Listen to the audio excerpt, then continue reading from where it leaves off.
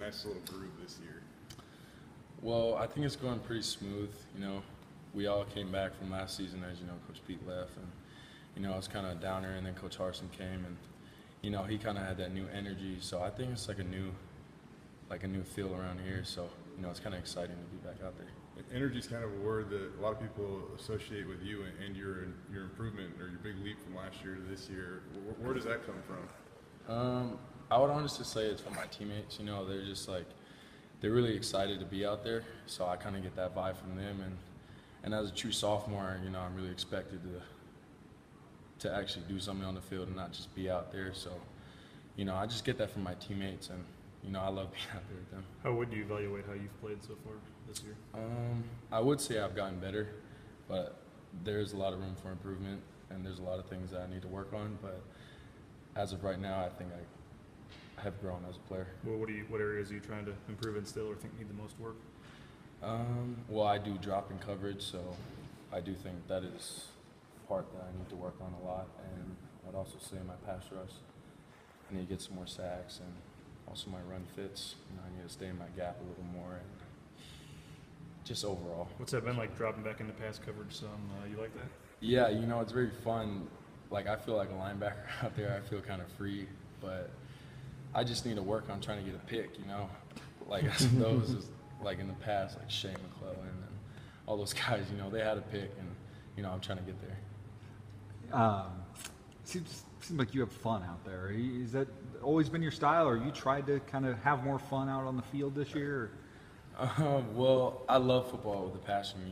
I'm in here for extra film. I'm in here doing extra work, and I just love the game. And just being out there on game days, it's just like a whole different environment with this fan base and Bronco Nation behind us. It just makes me excited to be out there. Is it easier to maybe let that show now versus last year when you're still kind of figuring out your way and figuring out what you're doing out there? Right. I think it's easier now because, as I said earlier, I'm a sophomore, a true sophomore. So I'm kind of being looked at as someone who has a big role out there. And as a starter, I think I should be bringing that to help those behind me and those with me. Coaches have said you were okay in the spring and nothing special, and then all of a sudden in fall camp it was a different guy. What happened in those 4 or 5 months in between?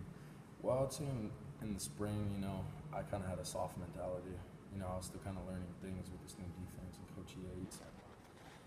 I think in the fall camp, I got more comfortable. I changed my mentality to, hey, I need to do something, man. I haven't done anything last year, and I just changed my whole mentality, and it's got me here. How does what they're asking of the D-line with Coach Caldwell and Coach Yates' defense, how does that kind of complement or fit well with your style of play? Well, I think as a stud right now, it gives me the advantage of almost to trick an offense because I can drop in coverage sometimes. I can rush the passer. I can do a stunt with the nose tackle or the tackle, and it just gives me like a freeway. So I just feel more loose out there. When Yates was saying that you were like a different animal from spring camp to fall camp, did anybody talk to you, or was this just something, a look in the mirror moment? I would honestly say it's just a look in the mirror moment. It was one of those, I took it upon myself as this is something I really want to do in life. This is the next, a level next to the NFL, and that's somewhere I want to go in life. And I think it's very important that I take it very serious right now and actually do something on the field to show people that I can play, and I just take it very serious, and that kind of just changed my whole mentality. You have a pretty big physical change over the last year? I would say I got a little smaller. I lost some weight. I trimmed down, and then I just recently got sick, so I lost some weight. But I'm trying to put it back on there, but I still try to play as my weight's on. Did you get stronger, faster, or any of that over the last 6 months or so? I would say I've gotten stronger and faster, but I would say my football IQ has gotten better. You probably played more plays in the last 6 games than you played all of last season. Now you had some time to digest it a little bit. What would you learn over the last 10 days when you kind of go back and look at what you've done so far? Right. Well, I'll just say it's experience. Just being out there. That last year kind of just helped me to know that feel about it's college football. It's a good step, and it's the speed and the strength of those players. And now with this season, I just kind of I think the game kind of slowed down a little bit for me. Last year you kind of started out ahead of Gabe, then by the end of the year, Gabe was playing in front of you. Was that frustrating at all to go into the offseason knowing that you had kind of an uphill climb ahead of you? Well, it's not really frustrating, but there always is an inner fight in me. I want to be that guy. I want to do that, but he's my teammate, and I wish him the best. But when we get out on the field, it's a different mentality. There's no friends out there, so it's always good to compete out there with teammates. You see, you and Gabe and Matt getting off after the passer, kind of this class that came in together. You guys having fun out there as a group? Yeah, we're having a lot of fun. This defense we have that Coach Yates put in, it just gives us, like I said earlier, it's almost like a freelance for us. Like we can just be ourselves out there and just play football, and to rush the passer, drop, to do everything that Coach Yates has for us. It's awesome. You look at this class and start counting up the guys on defense out of that recruiting class, and you and Bozen and Perez and Vallejo and Moxie, and I mean, pretty impressive the impact you guys are having this year. Right. I would say that our class is very exceptionally great, and we do have a lot of guys doing awesome things right now, like Tanner Vallejo. That kid's good. He's a playmaker. We got Moxie right now starting.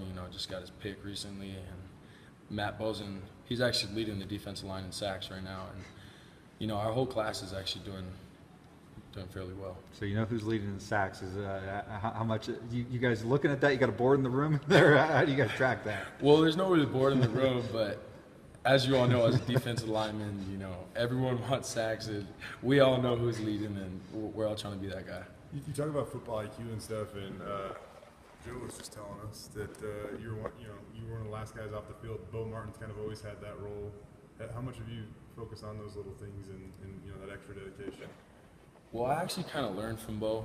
He's experienced. He's been here. He's been through the process. So I kind of learned from him. Just if you take those extra moments, those extra time to watch film, that extra time on the field to do extra drills, it's going to take you a long way rather than just being average and just doing what average people do. You mentioned a name like Shea McClellan. You obviously played your position. What do you want to get done? What do you want to leave here? I know you still got some time left. What do you want to get done before you graduate and move on? Right. Well, he was an awesome player. As you know, he's in the NFL right now, and he's doing amazing things. He has left a strong legacy here at Boise State.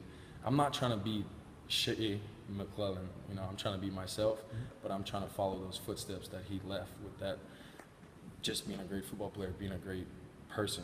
I met him once, and he was just a humble guy. And he's just an awesome dude. Every time we ask Marcel about you, he brings up the fact that you're wearing number 8, and that number's been pretty good around here. How much does he talk to you about that? He actually just talked to me about that last week too. George Aloka, Orlando Scandrick, all those guys wore those numbers, and that's some big names to fill, especially Lawrence, who just left last year, and that's a lot of shoes to fill. But I'm just trying to do my job and just help this team out. What made you want that number? Actually, since high school, I always want a single digit, but my coaches said it couldn't fit because I was too big. So I got here, and this past year I was lucky enough to switch numbers. Who'd you have to ask to get that approved, or how does that work if you want to switch? You see, with that, I've been actually bugging Dale about it, and I kind of got my way now. So I think he gave it to me. Do you